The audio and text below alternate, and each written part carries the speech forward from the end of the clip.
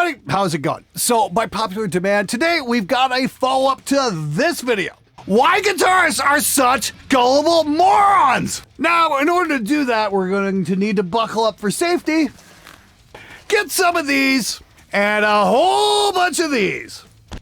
That's right, you guessed it. We're going to take a long, hard look through the recording booth glass and examine some reasons why recording engineers are gullible morons.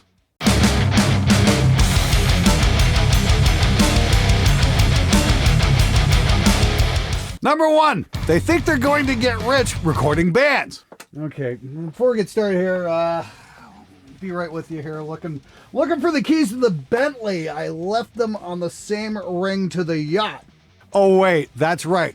I don't have those things because I spent the last 20 years recording bands! Now, in case you didn't get the memo, the key to riches and prestige is definitely at the fingertips of every fader monkey with a microphone and some egg cartons. Yeah. Thinking that recording the strains of Death's Shed or Necromotive Tentacle or whatever local misfits you're stuck recording when you're first starting out is going to somehow bring in money is completely and totally fucking delusional. Will it be fun?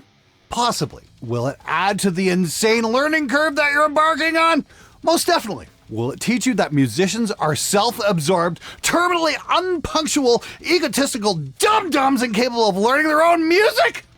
Most definitely. Will you make any money? Nope.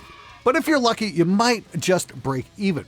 In which case, you should count that as a considerable triumph. Luckily, this is a temporary problem because once the initial horror wears off, you'll either decide that you want to do it again, and crumbs know why you'd ever want to do that, and that the money isn't why you're doing it. Or you'll sell your gear to some other poor schmuck, at a loss, of course, and swear off ever attempting to record anything again, other than videos of your cat for Instagram. Now, for all but the very select few, and that number is rapidly shrinking, the notion of making significant money from recording bands has gone the way of blockbuster video and drummers who can keep time. The sad truth is that recording metal music is a passion which very rarely affords profit. If you want to make money, go get a real job. Marry money or record new country. Because what the world really needs right now is more shitty auto-tuned rapping about pickup trucks over faux hip-hop beats with banjos playing on top. Yeehaw, cousin fuckers! Number two, fader monkey want more gear. If you thought guitarists and keyboard players were the low point when it comes to being gear junkies, then prepare to be sadly disappointed. Recording studios are meth labs for gear whores because you have every excuse under the sun not to only invest in all the instruments, but in all the other shit too. Microphones, preamps, converters, stands, cables, amplifiers, mixers, shit to organize your shit to label your shit. The list is endless. Drowning in gear you don't know how to use because you're too busy acquiring more gear to use is a sure sign that you've got a problem. And we've all done it. Looked at something and said, ooh, shiny, and forked over our hard-earned money. Luckily for you, there's a very simple, gentle, and soothing solution. Stop buying shit, you stupid fuck! Learn to use every item of gear you currently possess before you invest in a single piece of new equipment. That should keep you busy until Christmas 2032 to be accurate. The equipment doesn't do anything until you put sound through it. So make sure you know how to do just that. You'll probably find on your agonizing journey of wading through manuals that you have an embarrassing amount of redundancy. In drummer speak, that means you have lots of things that do exactly the same thing, just in different boxes. And if you're a bass player, please find a responsible adult to read the manuals for you. If you are going to embark on a career in turd polishing, the very least you can do is to know how your turd polisher works. Number three, volume equals tone. There's an old recording studio trick when dealing with interesting clients unhappy with a perfectly decent mix that they're being presented with. First, get them out of the control room and then push all the faders up and tweak the master volume. Then make a cup of coffee or whatever passes a reasonable amount of time. Then get them all back in the control room and miraculously, the mix sounds so much better. Why? Well, it's not because they're idiots. Well, yes, they are a collection of self-important dumbasses who wouldn't know a good mix of their own music if it bit them in the ass, but That's not the case here. It's because the human ear automatically thinks an identical sound is better when it's louder. It's to do with how we perceive and analyze sound, but at a basic level. So louder is indeed better sounding on the surface. And anyone who tells you otherwise is completely full of shit, because this is hardwired into our physiology and has been proven over multiple studies. The problem is that, much like the founder of Scientology, many recording engineers have fallen prey to a dangerous trap, believing their own con. Volume does not equal tone. I've lost count the number of mixes where I've heard everything louder than everything else. Turn up the guitar, turn up the bass, now turn up the drums. Hey, just try turning up the master fader. It's the same result, only quicker. But this is not actually better. It might temporarily appear to be better in the heat of the moment, but if you're looking for actual proof, look at the sound wave output on your handy dandy DAW when you make things louder. Has your waveform changed in any way, shape, or form other than getting bigger? No, of course it hasn't, because volume doesn't equal tone. As most singers will be quick to tell you, size doesn't always matter. As for actually figuring out how to improve tone, it should take, I don't know, maybe the rest of your fucking life. So keep your nasty, sticky little paws away from volume controls and start doing the real work. Number 4. Fader monkey not need sound treatment. How much sound treatment do you need? All of it. Now just humor me here for a moment and we'll do a quick experiment. Take a quick look around your recording space. Do a rapid inventory of the amount of gear you possess and factor in the time and money you've invested in researching and purchasing that equipment. Now do the same for your recording space's sound treatment. Now compare the two. I'm willing to bet that for most of us, those two totals are embarrassingly far apart. Anybody who has done even a small amount of recording realizes quickly that the environment recordings are done in is absolutely critical. Let's get real here. Some Meshuggah posters, your granny's old rug on the floor, and some of these are not fucking sound treatment! I mean, okay, yes, for all the fucking smart people out there, yes. Technically they are sound treatment, but they aren't going to help your latest post-death, pre-mathcore, jazz fusion, gent odyssey sound one iota better. For that, you need songwriting lessons.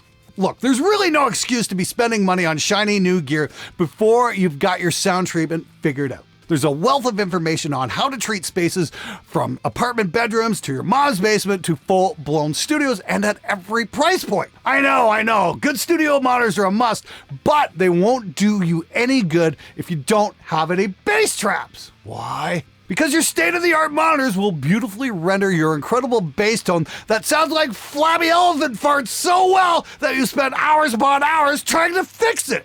Even the simplest sound treatment makes enormous difference in the quality of what your studio outputs. Secondly, it streamlines your workflow enormously because if you can achieve a close to neutral recording environment, there's less time correcting artifacts, weird echoes, and out of control bottom end.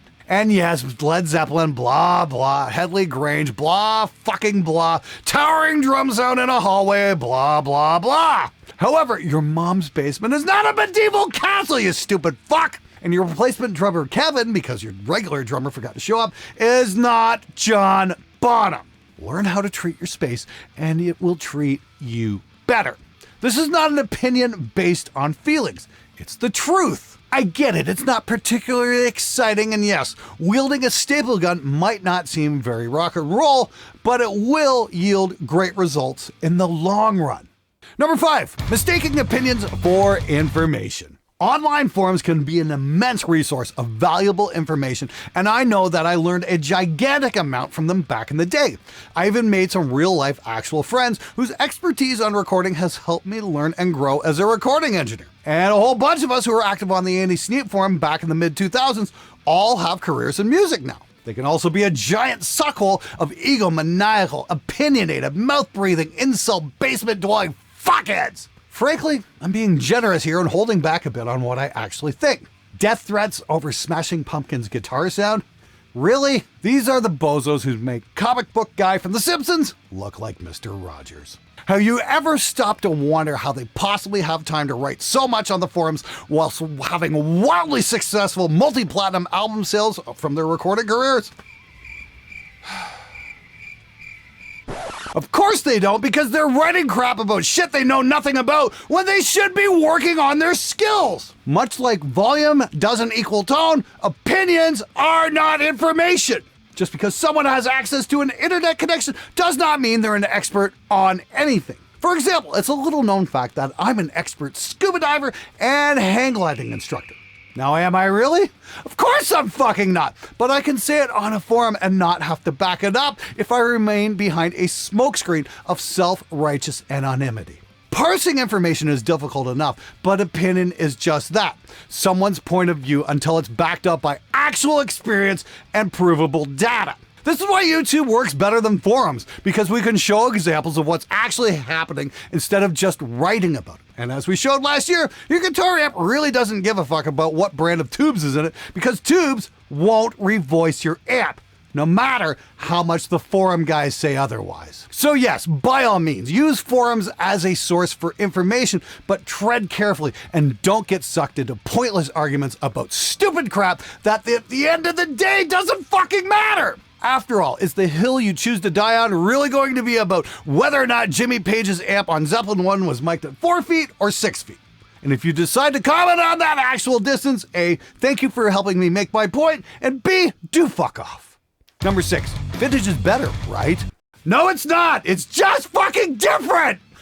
Now, anyone who's seen my scriptwriter play guitar can attest that just because something is old doesn't mean it's good. Vintage gear, such as tape machines, can produce great results, but only if you have the knowledge, patience, and copious spare parts available to use it. Also, you should only use it with musicians who can actually sing and play their instruments, in time and in tune.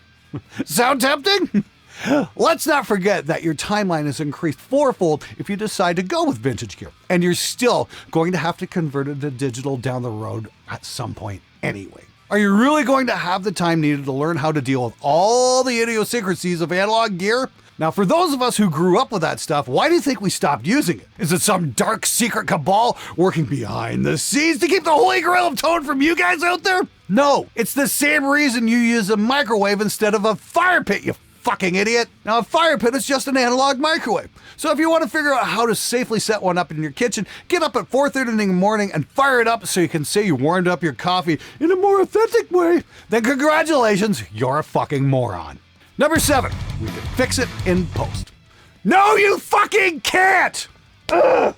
There's a term from the early days of computer programming that holds true now as it did back in the 70s. Garbage in, garbage out. I know that trying to coax a reasonable performance out of the collection of world-class performance you've let into your studio is like juggling custard, but you're just opening up a black hole of frustration by trying to fix it down the road. Jokes about turd polishing aside, that's really what's going on.